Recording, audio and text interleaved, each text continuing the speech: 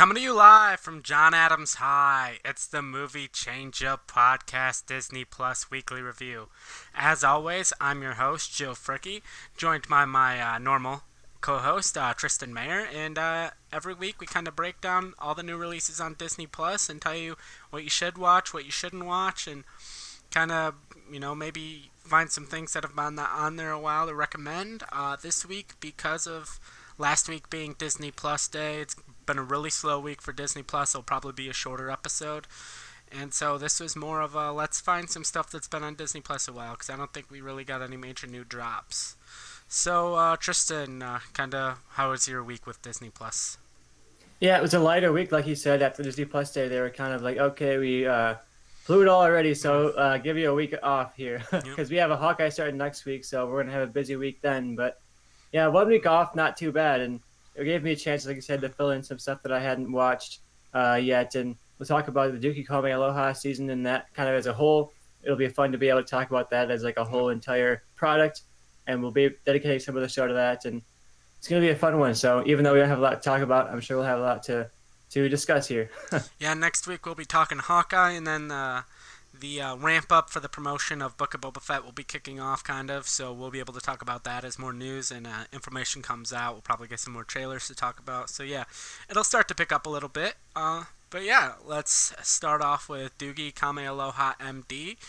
We haven't reviewed the final 2 episodes yet, but I think this is more going to be a season as a whole review. Tristan, how do you feel about the last 2 episodes? Before we start, basically, kind of the last 2 episodes where Doogie kind of has fallen in love with her boyfriend Walter, who we are both big fans of. And Walter got accepted to go on this surfing tour in Australia, and she wants to go, and basically she's deciding of what she wants to do with her life. Does she want to keep being a doctor? Does she want to follow her boyfriend around as he's during touring surfing? And then we had some subplots with the parents. But how do you feel about this season, and how do you feel about these final 2 episodes? Yeah, I'll focus right now on the final 2 episodes and say that I was pretty satisfied with them. I know before this we were starting to question a little bit of like, is this show going to wrap up well, and how are we going to feel about it overall? Are we going to want to watch season 2? And I think these last 2 episodes kind of brought it all together a little bit for me. And some of the side characters didn't quite get the shine as much as I thought that they would overall throughout the season. But I think this last couple episodes kind of brought all of the plots together and ahead to an interesting way. And I was really invested. And by that cliffhanger in that episode where we find out, oh, Doogie's going to apply for this new job and she's going to go on this surf trip to Australia. I had no idea what direction they'd go. I thought that could be a direction for season 2. Are we going to change the entire location? We had season 1 in Hawaii, season 2 going to be all in Australia. That was kind of the thing I was thinking of, but I think ultimately they made the right call by having her stick it out in the place that she knows best, and probably the place that's best for her career overall. It would be fun to go on a vacation with your boyfriend, but you have this prestigious position as a young doctor, so maybe you should stick it out there, at least for a little while. Yeah, I think this show has done a really good job of balancing the fact that she is 16 with the fact that she's like this young, accomplished, genius doctor. And I think this was kind of the culmination of that, of her being like, hey, I'm a doctor, I'm, this respected in my field person. I'm kind of an adult in that way, but her parents being like, at the end of the day, you're 16, and we're not going to let some 16-year-old girl go off to a different country to follow her boyfriend on a surfing tour, and I think that was cool. But my suspicion, though, was she was gonna do it, like she was gonna go be accepted, and that was just kind of gonna be, if we do get a season 2, that was gonna be kind of like her off-season thing. They come back, it's like 6 months later, and she's back from the tour, and maybe she's trying to get her job back, or maybe her job got filled, and now she's working at a different spot or something like that. She's working at a different place in the hospital and having to deal with that. But yeah, I was really impressive with just how much they were able to bring all of those themes of the whole entire series together in these final 2 episodes. Of, like you said, she wants to be this teenager, she wants to be a doctor, and she has that conflicting personality. But also, I think the subplots all kind of came together at the same time as well. Like the mom trying to balance her role as a boss and her role as a mother. That kind of came to the maximum dramatic potential in these last 2 episodes, and like Walter and Doogie trying to figure out what their relationship is like and trying to define that and figure out what their goals are as a couple. That all kind of came together right in this finale. So I was really happy with the writing of it and the way that they were able to naturally bring all of these plots to the conclusion at the same time. Mhm.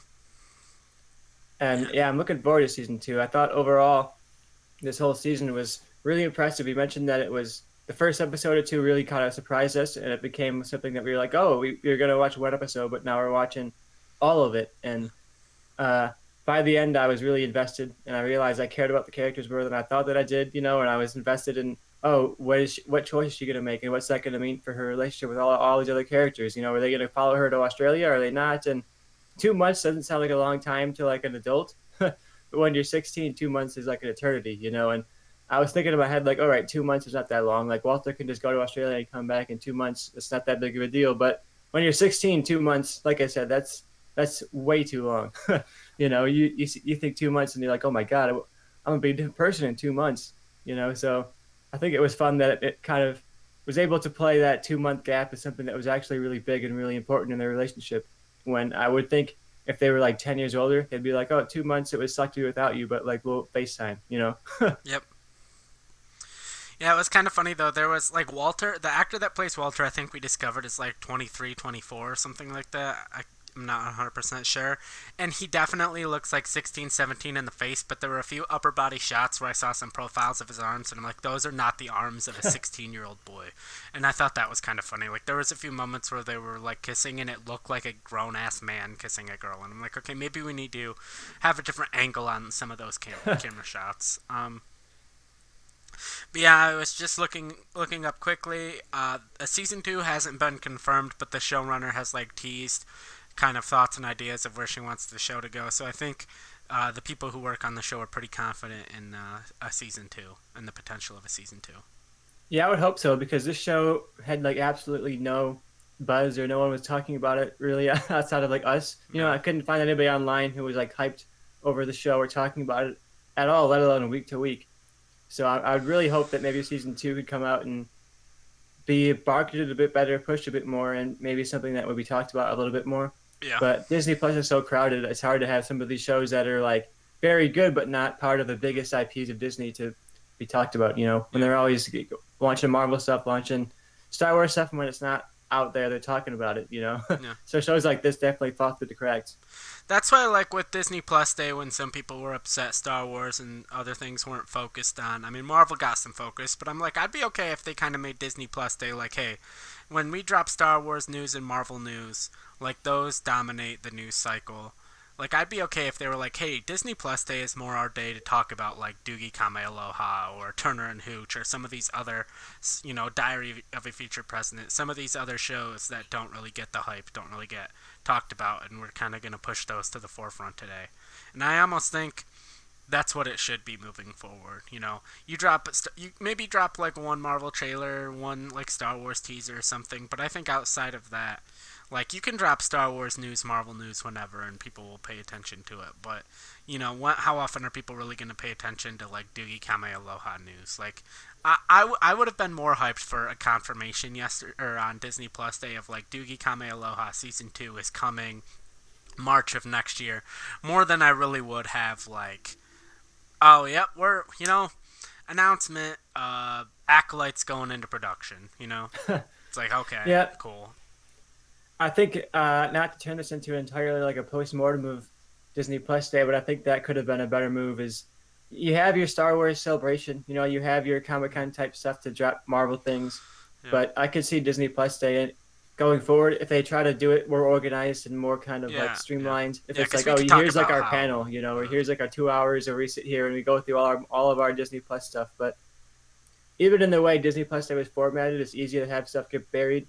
So I think in the next year of Disney Plus Day, it would be a good move to have them make it a bit more organized and also focus on some of this like tertiary stuff that they wouldn't necessarily be talking about because we're already talking about Marvel and Disney every single day, or Marvel and Star Wars practically every day. So it's like, give us one day to talk about something that's more niche on the platform. I think DC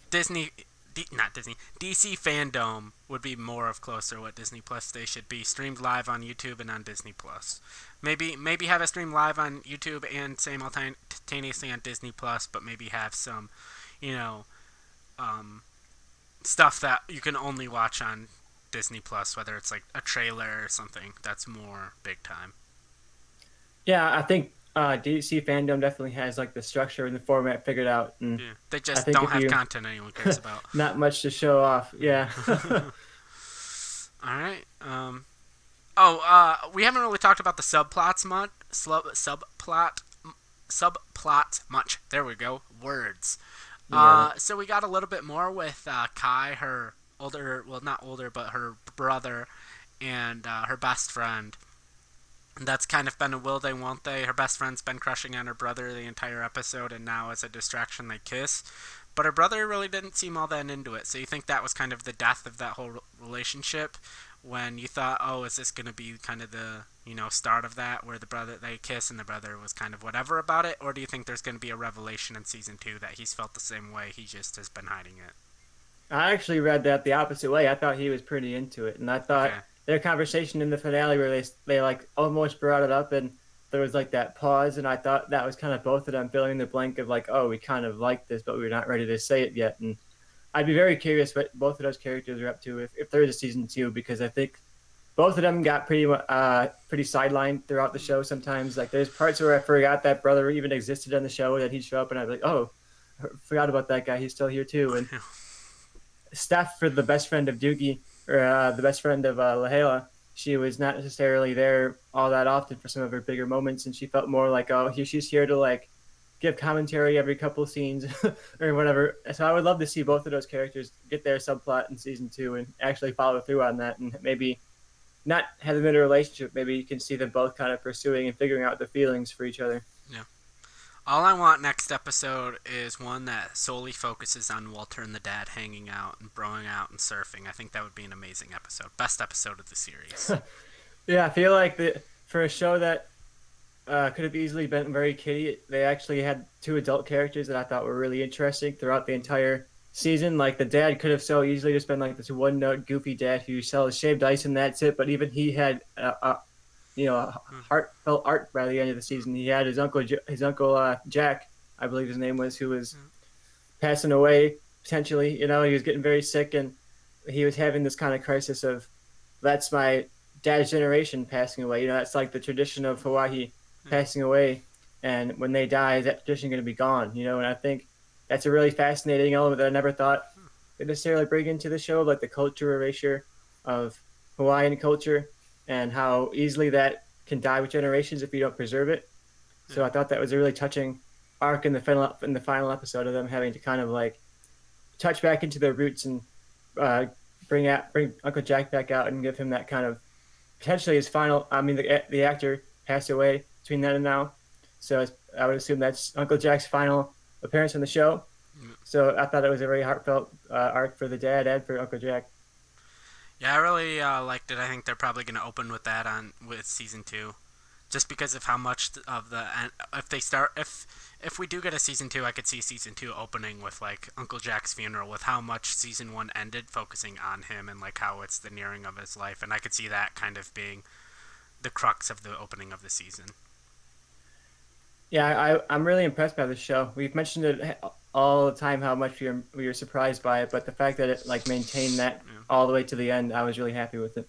Yeah, like I liked Turner and Hooch, and it was fun with like the Die Hard references and all that, but there wasn't anything like week to week keeping me, and this show definitely had more of like the week to week keeping me. Yeah, I'm curious to, even if the show doesn't get picked up for another season, I'd be interested to follow some of the careers of the people involved here. I really think Peyton Elizabeth Lee, the lead actress here, has the potential of a really interesting career ahead of her. She's been in a couple. Obviously, she was the lead of a Disney show, Andy Mack. That was kind of her biggest thing, so that's why she got this role. But I'd be really curious if she can be like the next kind of Disney star that comes out of their show, or come out of their channel, and has a good film career for herself. Yeah, definitely. Anything else you got to say about Doogie Kamealoha, MD? No, I really do hope we get a season 2. Yeah, same. And I'll be watching it week to week if we do. Yeah, me too. All right, so our next topic we have is, we got Thanksgiving next week in the United States. So we just decided to talk about, hey, because it's a light week, let's talk about some Thanksgiving episodes of some shows on Disney Plus. And then it didn't take long for us to realize Disney don't like to talk about Thanksgiving, apparently, because it's slim pickings when it comes to Thanksgiving episodes. There's basically two in one show, Boy Meets World, hence my name that you see down there, George Feeney. Um, but yeah, there's a few here and there, and there are some like Mickey Mouse Thanksgiving episodes from some Mickey Mouse like little kids show, and I'm like, I could watch them, but my review, I don't need to watch them to tell you my review is like, hey, if you're 4, it's probably fun, but I'm 28, so wasn't that fun. But Tristan, you and I both watched the same two Boy Meets World episode. The first one, I believe, is season 4, episode 10, Turkey Day. The other one is, I want to say, season 5, episode something, something, something, and it's one that has Angela's name in the title. Chasing Angela. Chasing Angela. Season 5 episode, Chasing Angela. And I'll say the season 4 episode 10 is much more Thanksgiving focused, where the season 5 episode, Chasing Angela, Thanksgiving is only referenced in the B plot of the episode, and it's like hardly even relevant. But let's focus for right now on the season 4 episode 10, Turkey Day. Basically, the show opens with Mr. Feeney gives Sean and Corey, because they won something in class, I don't remember, they split a turkey and stuffing, but both of them want stuffing, and they decide, hey, the best way for both of us to have this stuffing on Thanksgiving is if we have Thanksgiving together. And at this point in the timeline of Boy Meets World, Sean is living with both of his parents. I guess technically if you watch the show later on, you realize Verna isn't his actual mom, and that's coming from someone that used to come home from school and watch Boy Meets World every day, 3 to 5, on what is now Freeform, but was at the time ABC Family. But from his perspective at this point in the show, Sean is living with his mom and dad in the trailer park, and Corey, who they try in this episode to say is like well off, even though his mom is a stay-at-home mom and his dad manages a grocery store, so it's not like they're flushed with cash. But yeah, they decide to have Thanksgiving together, and it kind of references what they were learning in class about the Tootsies and another group, because one was well off and the other weren't, and they try to have Thanksgiving, and they realize, oh, our groups don't go together well, because you're rich and we're poor. And I'll say that as a lifelong Boy Meets World fan, the canon of Boy Meets World never it's more episode to episode. Things never line up. I think Sean and Corey met like 5 different ways throughout the show, and Corey and Topanga at like season 3, they decided they've been boyfriend and girlfriend since like kindergarten, even though if you watch season 1 and 2, they're not together at all.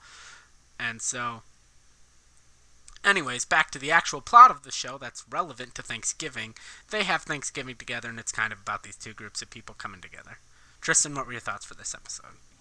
It was definitely a good classic Thanksgiving episode. It's all about the families coming together, and I also like that it had this element of like class and prejudice that I was trying to comment on, because Boy Meets World was not just purely like comedy; it also tried to have these like messages and these themes that kind of brought it all together.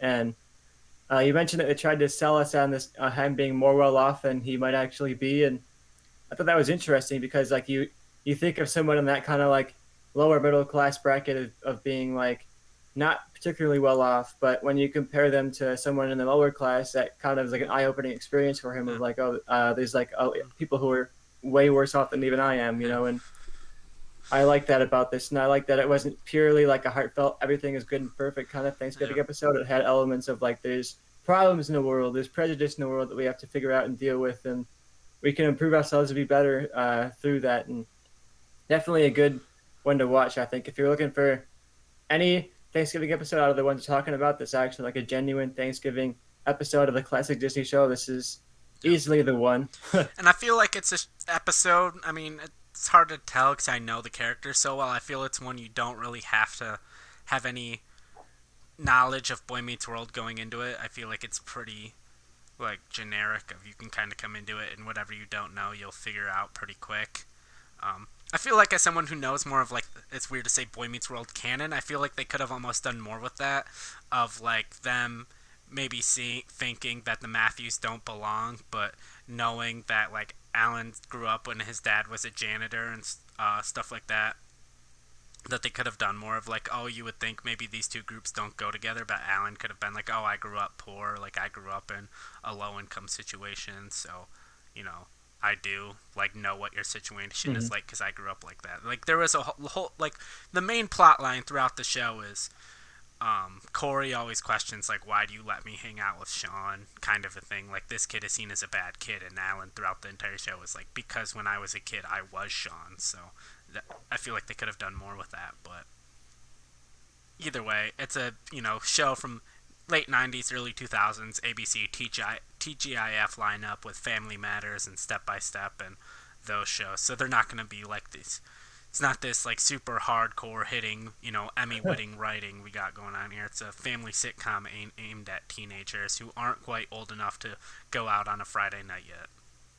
Yeah, and I'll say I have much less history with the show compared to Joe. I did watch it here and there, and I caught it on reruns and stuff here and there, but it wasn't one that I watched every day. And even I, from my very light knowledge of the characters, I was able to get a lot out of this. And that's the good thing about these types of shows from that era is I feel like they're built so you can just watch Yeah. an episode randomly, and you're gonna get the dynamics of the cast and which character is supposed to be what kind of person. And Mm.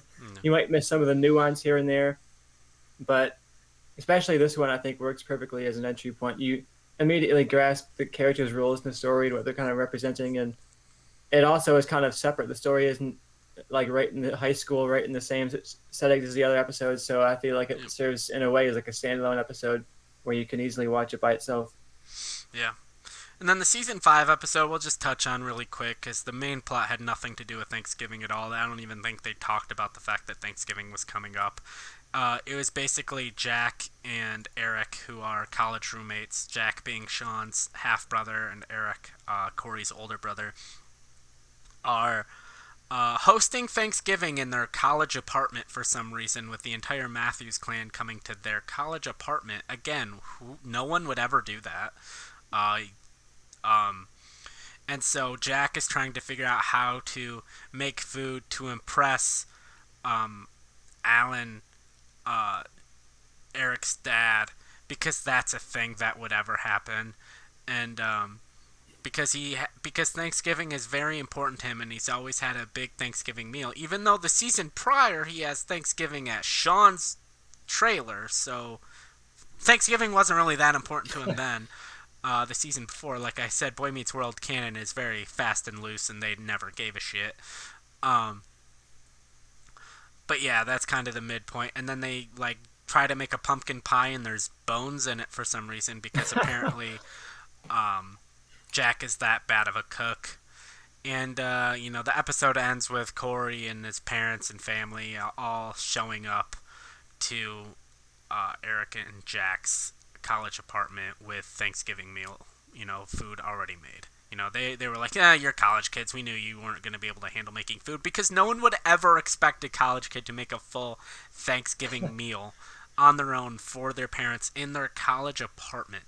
I don't know. This episode, the writing team took the day off on this one, I think. Yeah, they were like holiday episode. We got this. We can half write this one. You Yeah. know. Yeah. Certainly a step down in quality and also in like the Thanksgiving prominence from the first episode. It didn't necessarily feel like the theme all came together at the end or No. anything like that. No. But It was just I like, do think oh, the end. we have nothing for Jack and Eric to do this episode, and they're, cast members, so we need to write something. Oh, quick, this will come out around Thanksgiving time. Oh, they're trying to make Thanksgiving dinner, and they suck at it. They're college kids. There we go. And there is like some fun slapstick of them trying to cook this meal and being like completely out of their depth and like he's trying to make ice sculptures and My it's like very ridiculous. I'll make it. But and my favorite part though was like he's like, I'm trying to cut a turkey into this ice block. He's like, aren't you afraid it'll melt? He's like, I'll make it bigger, which is classic Eric humor. And then my favorite part is they made the pie and they're testing the pie to see if it's any good. And instead of cutting a slice, Jack just takes a scoop with a spoon out of the middle and serves it to Eric. And that's how Painful. they test to see if it's good pie. It's like those videos on YouTube where they take like a Kit Kat, they just break it in half, and you're like, "What are you doing?" And then they're like Yeah. completely. eating the thing wrong, you know. Yeah. I thought that it was in the end a solid Thanksgiving. Like the last scene was kind of like a nice Thanksgiving moment of like, oh, the family all kind Yeah. of like came together and brought their own food, and it all kind of worked out in the end, you know. Yep. And I thought that was a nice ending, yeah, at Yeah. least for the episode. I will say, I assume we'll probably do the same thing closer to Christmas of talking about Christmas episodes. The next episode in season 4 that talks about Christmas is a very good Christmas themed of season 4. So that I think that was season 4 episode 10, and I was like scrolling through on Disney Plus. Season 4 episode 11 is a very good Christmas themed episode of Boy Meets World. Yeah, Christmas we have way more to talk about in terms Yeah, and because movies people care especially about and all Christmas and episodes. entertainment. I don't know. I wonder if it's for like international, like because Thanksgiving is such an American and I guess Canadian holiday, but that's in October, so the timing's off. Where like if you're trying to sell episodes in like England and Australia and stuff, it's harder to sell a Thanksgiving episode or to get viewership. Where Christmas is more universally celebrated around the world, I guess. Hmm. I did. If we're Oh, ready to move on from the Boy oh Meets World. yeah, yeah. Yeah, yeah. We can talk about what was a High School Musical. The musical, the series had a great Thanksgiving episode as well. Yeah, that's definitely a really good one, and that's a show we were both really impressed by. Especially Joe, I think, had like Oh, I no still expectations remember going in. you had already watched the first 2 seasons, I think, and we had just started the Disney. We had just started this show, and we are like, oh, we need stuff to watch, and I knew Tristan loved the show, and I'm like dialed up season 1. I'm like already starting to take notes, getting ready to just hate on it and trash on it, and say how shitty this show is. Like, oh, it's a musical. The show is bullshit, and I didn't hate it. I thought it was pretty okay. And I think mostly my main thing was I thought the show itself was a musical, and there's like one or two musical moments, but all of like the singing in the show are them like training and rehearsing for the musical they're actually going to put on. It's not. That's my problem with musicals is when everyone just happens to all know the lyrics to the lyrics and choreography to a song out of for no reason. It just always immediately takes me out of it unless it's like an animated movie like The Lion King or Little Mermaid or something. But yeah. Yeah, this show, I wasn't quite as surprised as Joe because I like musicals a lot more than he does. Yeah. But I went into it thinking, oh, I like High School Musical. This will be like a nice nostalgia trip, and ended up liking it way more than I would have. And honestly, this Thanksgiving episode is the episode in season 1 that really made me kind of fall in love with the show. So the premise is kind of a typical Thanksgiving episode premise where it's like the family of the students are having to kind of come together to have their found family Thanksgiving party together. And I thought that was an interesting element of this episode is that it wasn't an actual traditional blood family. It was essentially their found family. These people who, in a normal life, maybe would not have even gotten along or known each other, but the fact that they have this shared connection of their love for the musical, their love for the art of it, brings them together. And of course, there's a lot of this is much more. You can't just watch this episode by itself. You're gonna need to have some history with the Yeah. characters to fully get the drama here, because it kind of is a lot of the plot comes to a head with all the characters in one room together. So it's one of those where you get all the characters, you put them in a room together, and you just kind of like watch them have fun. They play a High School Musical game based on the movie High School Oh, I Musical. remember. Yep, yep, yep. I'm not gonna lie. It's been a while since I watched this episode. I did not go back and watch it. I do. I thought it was kind of cool. That was one of my favorite moments of the series where I can't remember the character's name, but he's like the choreographer for the show. Had designed the High School Musical game, and he like brought it up, but he like thought everyone was gonna roast him and like make fun of him and think it was dumb, and everyone was like super hyped and excited to play, and he was like, I don't know. I like that moment. That was a good moment. Yeah, he was like so happy to teach him all the rules and run through the game, and I thought that was a really heartfelt moment. And I thought this episode in general had a lot of that, where it's like people who maybe in another show would make fun of each other or bully each other. It's like he Yeah. brings up something he's passionate about, and immediately they're all like, "Oh, that's awesome! Let's do it!" And Yeah. I thought it was a really great portrayal of friendship, especially like high school especially friendship. like especially like theater nerd type kids that Hmm. would be all about that shit. So what came to me and was like, Tristan, I got a board game based on High School Musical. I'd be like, pull that out right now. End the show, See, Joe. I'm playing this I'm not board even a game. big High School Musical fan, but just like pure and like the impressiveness of that. Like I'd be like, I want to see this shit because that just sounds impressive, you know?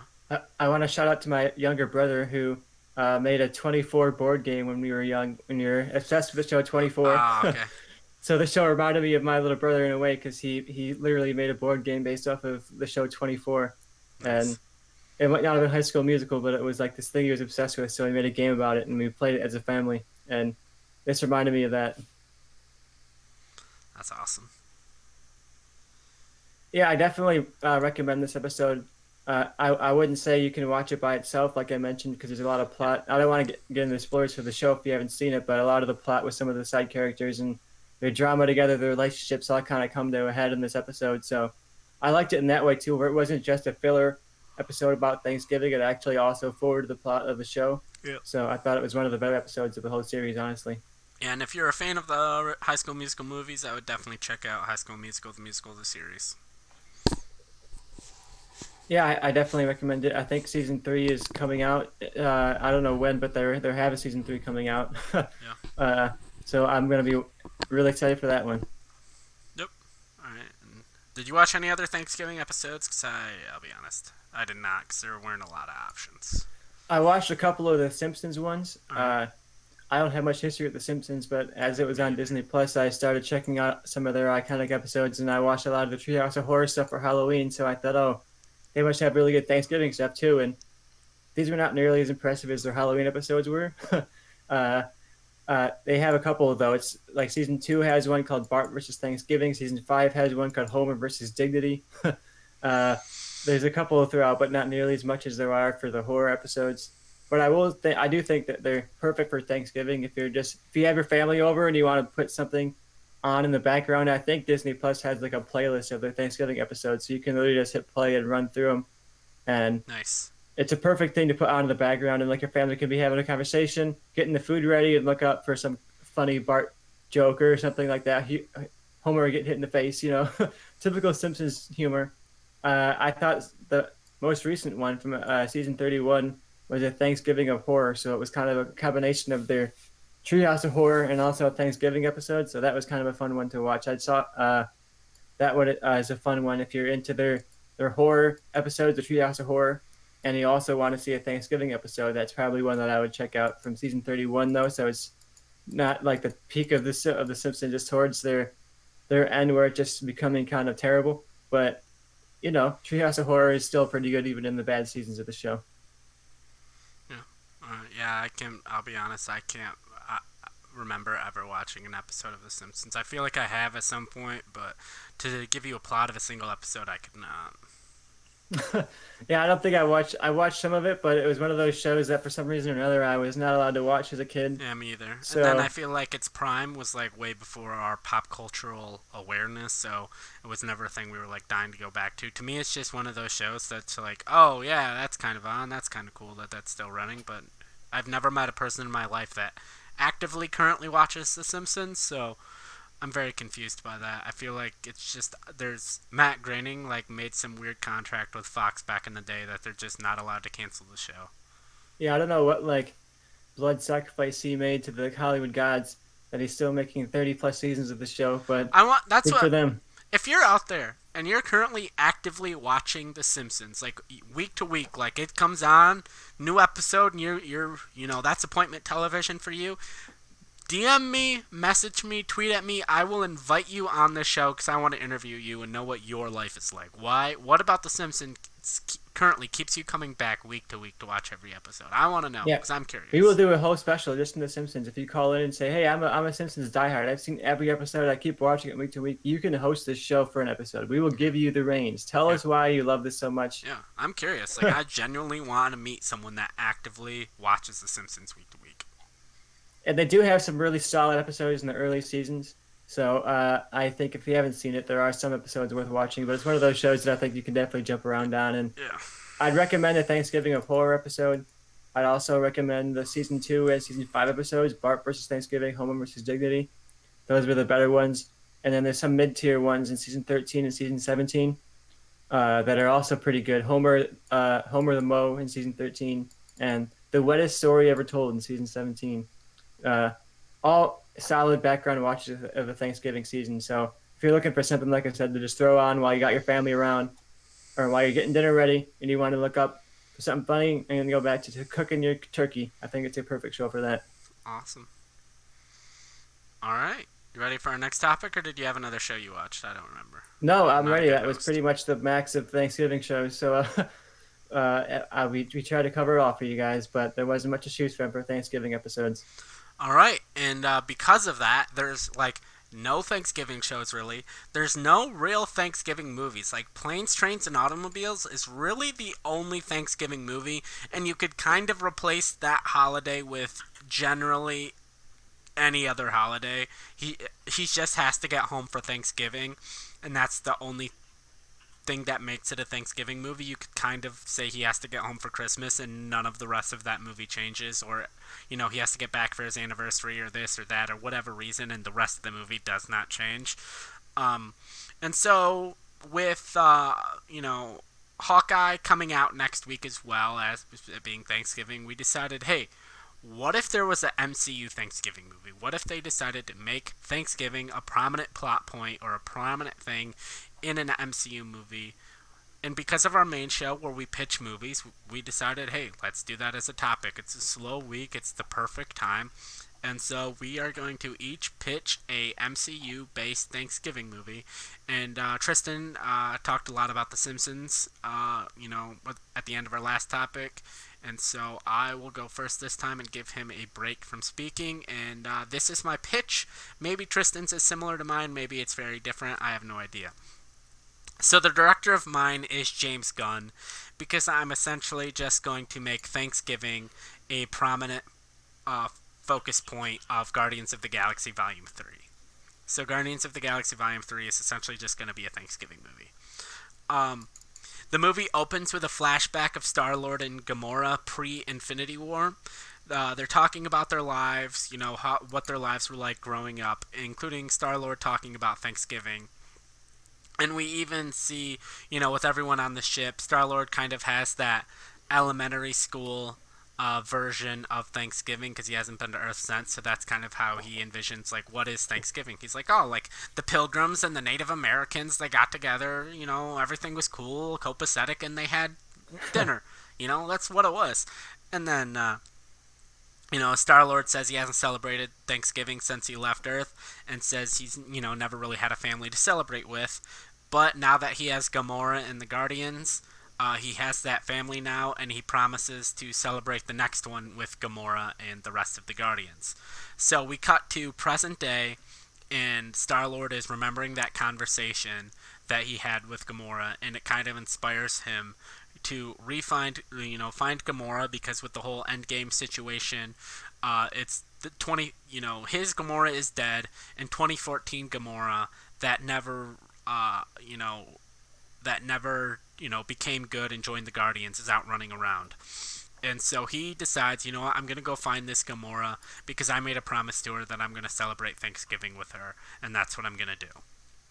So the movie is essentially a road trip movie with Thor and the Guardians of the Galaxy looking for Gamora. And there we kind of have that similar thing brought up where Star-Lord is kind of explaining what Thanksgiving is to the Guardians of the Galaxy. And they're kind of like, hey, if that's what Star-Lord wants to do, that's what Thor's all in because all he heard was big feast, and that was enough for him to go. But Thor brings up the point of when Star-Lord's kind of explaining what the history of Thanksgiving is. Thor's like, I don't know, I've studied humans for a long time, and that doesn't really sound exactly how that would go down.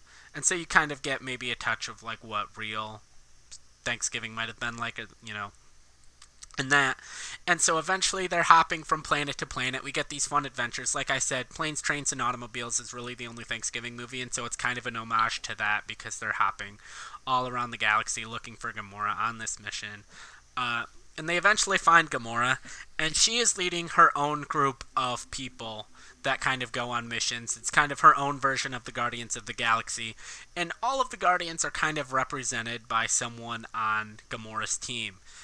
We have they're kind of like the B-list Guardians. So we have a Star-Lord type played by Glenn Howerton, who was kind of the second choice to play Star-Lord. So I thought that was a nice connection. We have Drax played by John Cena. John Cena was just in James Gunn's Suicide Squad, so I thought maybe he liked working with him. He'd bring him in. Both of them have pro wrestling history, so it'd be kind of fun to make him the kind of like the Drax equivalent in Gamora's Guardians. We have the Rocket Raccoon type voiced by Pete Davidson. Pete Davidson on the rise right now, and also worked with James Gunn in the Suicide Squad. And then we have our Groot type, who of course has to be voiced by Nathan Fillion. Because he's in all of James Gunn's projects. And then we have a Mantis type, and I didn't really have any idea who to cast here, so I just threw in Emma Watson's name because she hasn't really had a big prominent role in a while, so I thought it'd be kind of fun to just have her in this role. So we have our Guardians versus our B-tier Guardians, and the two teams battle each other because this Gamora doesn't know the Guardians, and she's just like, who are you people? I don't know you people. Why are you interacting with me? And it causes them to fight. However, over time, as they battle each other, the two sides bond and become friends. And this is kind of a prolonged battle over weeks and months. And with Gamora becoming more like her future self, they don't make it to Earth in time for Thanksgiving, but are able to have Thanksgiving on the Guardian ship because it's not about where you have Thanksgiving, but who you have Thanksgiving with. And that is my pitch.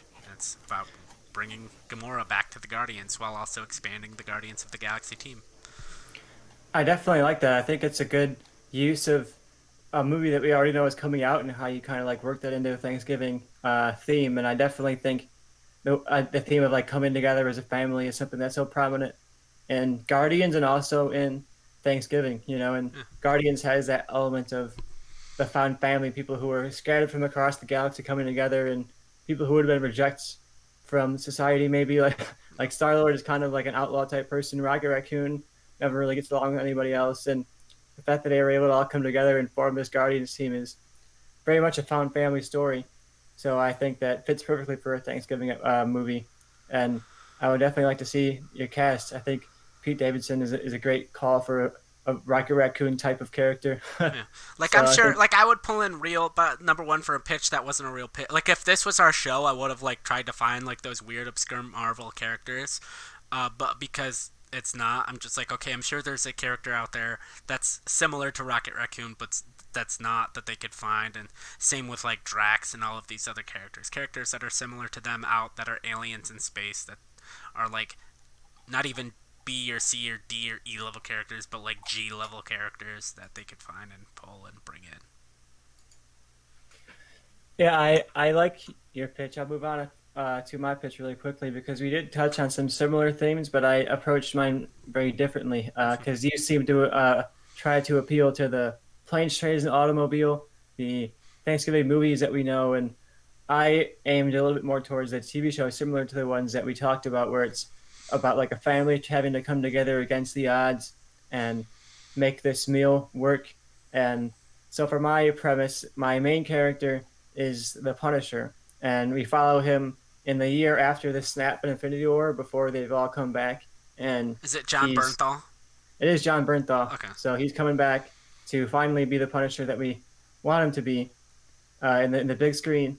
So I think he's trying to maintain order in Hell's Kitchen, which, as you could probably imagine, if half the population disappeared, places like Hell's Kitchen would become like mass chaos. Crime lords would be running the streets and that kind of thing. So I kind of wanted to make a movie here about some of the characters that survived the snap and were left kind of like scattered to the wind during this time, and uh, I wanted to kind of give them an arc of having no hope but not thinking the world's going to come back at all, and then throughout this movie, kind of coming together as a family to make this Thanksgiving meal happen for them, and then having this tiny little bit of hope for them by the end that kind of sets them up to believe that maybe good things can happen. So Punisher is our main character, and I think he fits really well because he can start off in this place where he's very dark. Obviously, he's the Punisher, and he's completely lost hope after this snap. He's living in Hell's Kitchen, trying to maintain order in this chaos, and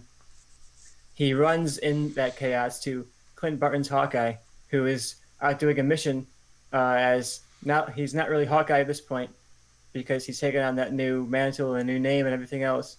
So we get like sort of a team up movie between Hawkeye and the Punisher in Hell's Kitchen, trying to take down like a drug lord and throughout this movie we have kind of characters kind of showing up that were had maybe their husband or their kids got zapped and they've been kind of left with no one, and we have a scene where they all kind of have to come together. And I didn't go into as much detail of my plot as yours, but I wanted to kind of follow Hawkeye and the Punisher having these dueling worldviews, and you bring in Daredevil as well for like a small scene.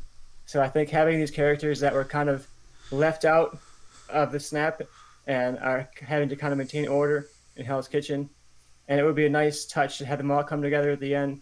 But Clint Barton, as we know, by Endgame has no hope. You know, when Black Widow shows up and he just says, "Don't give me hope," because he hasn't had hope for years and years. So I want his arc here to be that he doesn't find hope. He ends up kind of being an outsider and stepping away and not joining this essentially like a new Avengers team that they're trying to form.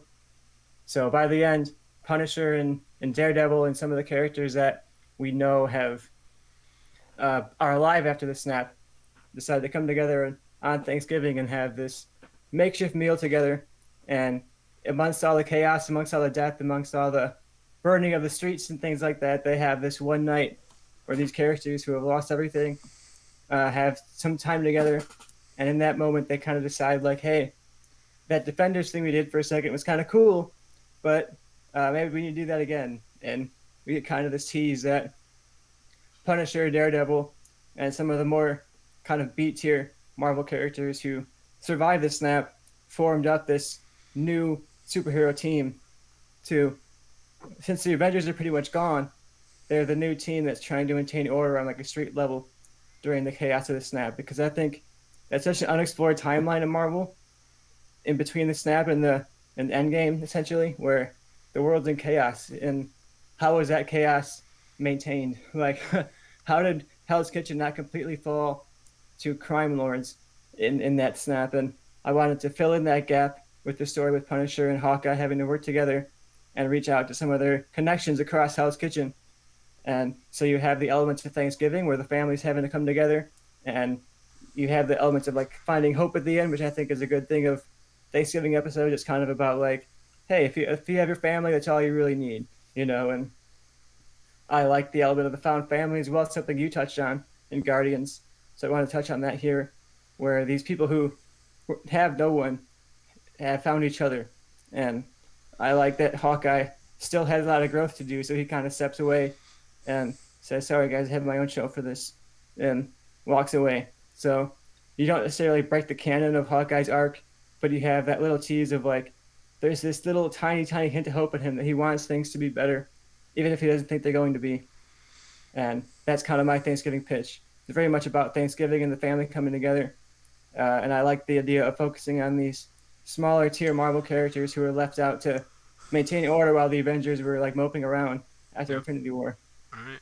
Can I make a pitch to your pitch to make it, to explain? Go for it. So you're talking about there's a point where Daredevil and like Punisher gain hope, but the Hawkeye, Ronan does not. So here's my pitch. During the snap, Karen Page was off in somewhere else, England maybe, visiting her like grandmother for her birthday. While she's in England, the snap happens, and Karen Page loses contact with, we'll say like Foggy disappears in the snap too, and so Daredevil lost both of his big main friends, and Punisher was close with Karen Page as well. However, after 2 or 3 years, Karen Page, who was presumed to die in the snap by Daredevil and Punisher, returns back from New York, and it turns out like, a bunch of her grandma's caregivers had disappeared in the snap, so Karen stayed to take care of her and then never reached back out because with all of the people that went in the snap, a lot of the telecommunication systems went down. So basically, Karen Page comes back, and that's kind of what restores hope for Punisher and Daredevil, but because Hawkeye has zero connection to Karen Page, it's like I still don't have my hope because all of my people are still gone. Yeah, my idea for the plot was that the person they're taking down in Hell's Kitchen is sort of like a child trafficker type person who's kidnapping people whose parents had been snapped away, Yeah. So like that's kind of a dark premise, and I would have them kind of rescue a kid from this bad guy at the end, and like the moment where the kid reunites with his mother and is kind of like being hugged and held, and for the Punisher and for Daredevil, that kind of like warms their heart of like, sure, this world's in mass chaos right now, Uh, but like we can do this tiny little act of good to bring this kid out of some terrible situation and bring them into like a Thanksgiving meal instead of being human trafficked. yeah.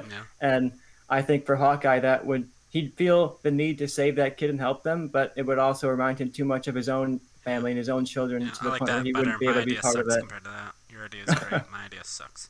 Maybe you could do like a 1-2 punch. You know, they get Karen Page back, so they're a little bit happy. Plus that, yeah, I could see that. Where they're happy, where they have that moment that makes them happy. Plus the Karen Page moment makes them happy. But everything just makes Ronan and Hawkeye, Clint Barton sad. Yeah, and I think exploring that timeline is a really fascinating Mm, part of the Marvel history that I mm, just think hasn't quite been explored fully at all, really. So I think a Punisher series set in that time is something that I always thought would be interesting. So I kind of tried to turn that into mm. a story about people coming together for Thanksgiving Yep. and saving a kid. So I Yep. think that would be a really a dark, but also ultimately ending on this hopeful note, especially as the audience, because we know that they are going to be saved. And the fact that they held the line in this terrible time kind of made the difference between the world falling apart and holding off just enough for the Avengers to come in and save the day. Yep. All right. Anything else we want to talk about before we wrap up?